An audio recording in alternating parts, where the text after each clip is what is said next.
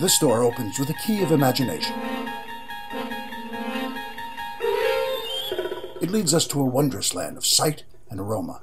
You're moving into a land of simmer and saute, of slice and dice. It will take you from the pit of your hunger to the summit of your taste. Its boundaries are that of your imagination. That signpost up ahead, the kitchen zone. To serve men, it's a cookbook. Hi, and welcome to the kitchen zone once again. Today we're making stuffed chicken thighs, and we're stuffing them with mushroom duxelles. Sounds very fancy, but it's really not. Very simple, very, very delicious, and it's a great way to impress your friends. Just one quick word on the pronunciation of duxelles. I'm sure in France they say something like Duxelle or something like that, but every chef in America calls it duxelles, pronouncing the S at the end and pronouncing the X. So that's just the way I've learned to do it, and I've made this dish many times, and it's delicious. So these are the ingredients that go into making the mushroom duxelles. Obviously mushrooms. You can use any kind you want. These happen to be baby bellas, but you can use any type of mushroom or a combination of whatever you want. Also some chopped shallot. Measurements I'm not so sure. That's about 2 small shallots diced, and that's about, I'd say about 8 ounces of mushrooms. It might look like a lot, but it will actually cook down quite a bit. And then, of course, we have kosher salt, no yarmulke required, pepper in the bunny pepper mill, some breadcrumbs. These happen to be Italian, but you could use any type, even plain. In fact, plain might even be best. And some cream, heavy cream. All right, so the butter's melting down now. I'm going to add the shallots into it. And the heat is about medium. And we're going to cook those on that medium heat for about 5 minutes. So now the onions have been cooking for about 4 minutes, coming up to 5 minutes. And you know, we don't want to really brown them, but what we want to do is just have them soften, what chefs call sweat the onions, so they're soft. And then what we're going to do is add the mushrooms to this.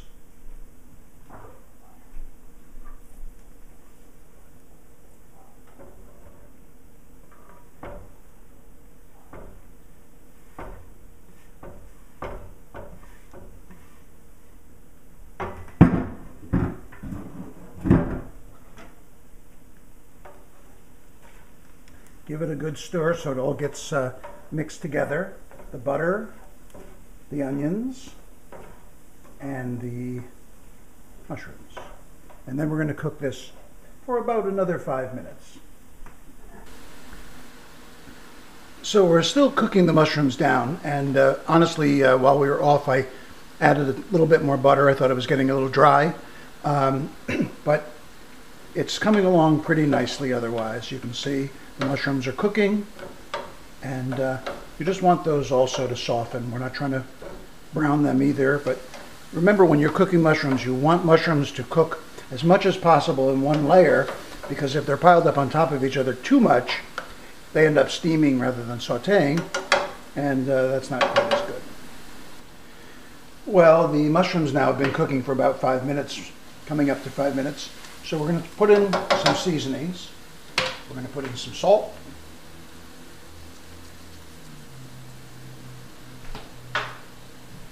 and some pepper. Right.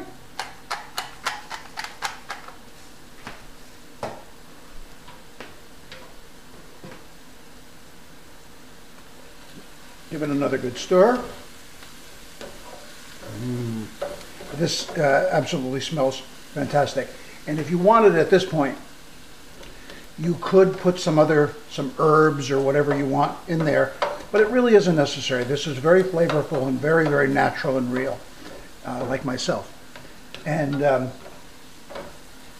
it's almost ready now to finish off. And the way we finish it off is we add about a 1/4 cup of breadcrumbs. which is that. Doesn't need a lot of breadcrumbs, but it does need breadcrumbs to sort of bind it all together. And it'll absorb some of the butter. And it's looking pretty good. Ooh, as a matter of fact, it's looking very good. And now we're going to add in cream. Cream and butter, two very healthy ingredients.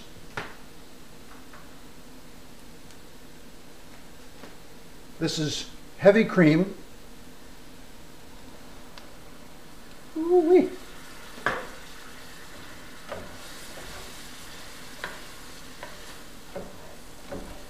There we go.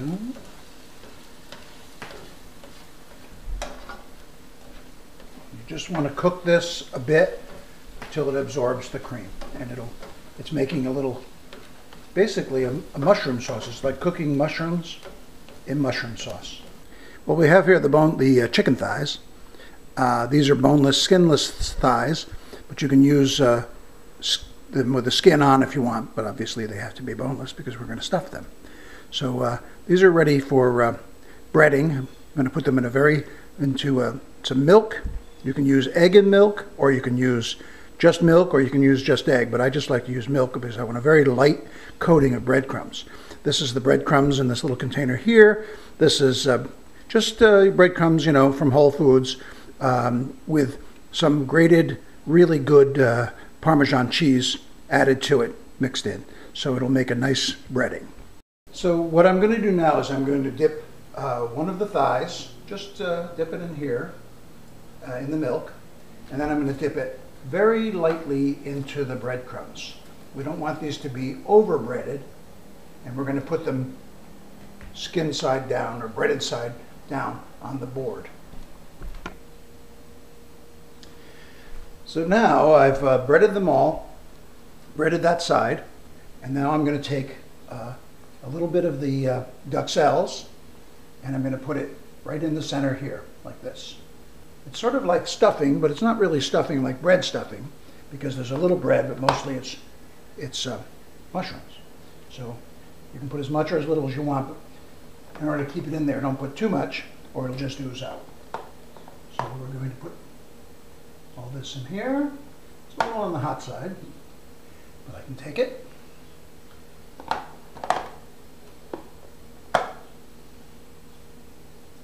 So that's it for that. Now we're just going to roll them up like this, and it looks like they're back to being bone-in thighs, just like this. Very simple.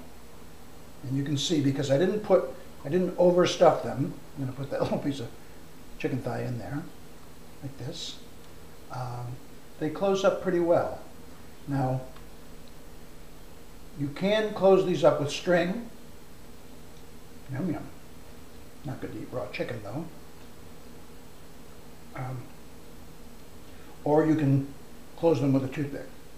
I'm going to use toothpicks.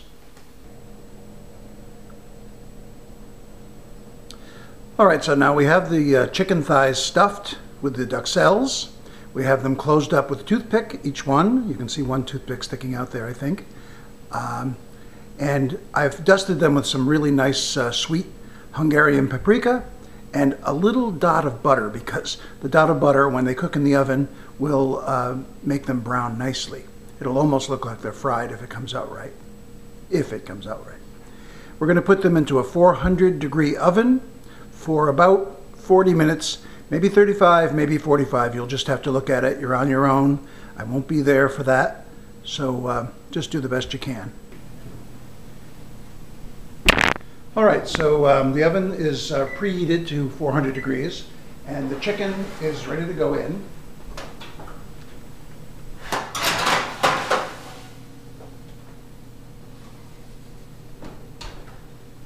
And then we'll set the timer for 40 minutes.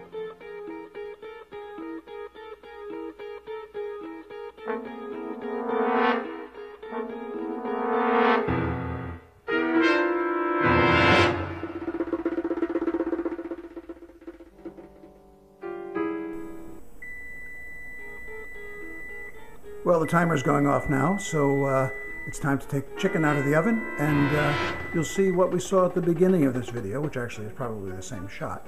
All right, now, so this is the finished product. I've sprinkled a little fresh parsley over the top, make it look nice, and parsley also tastes pretty good on it. So that's it. We're ready to eat. Hope you enjoyed this. Hope you make it. If you do, kind of let me know if you can. If you see it on YouTube, leave a comment.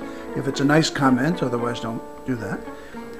And I'll see you next time when we make something else. I don't know what yet, but maybe mushy peas.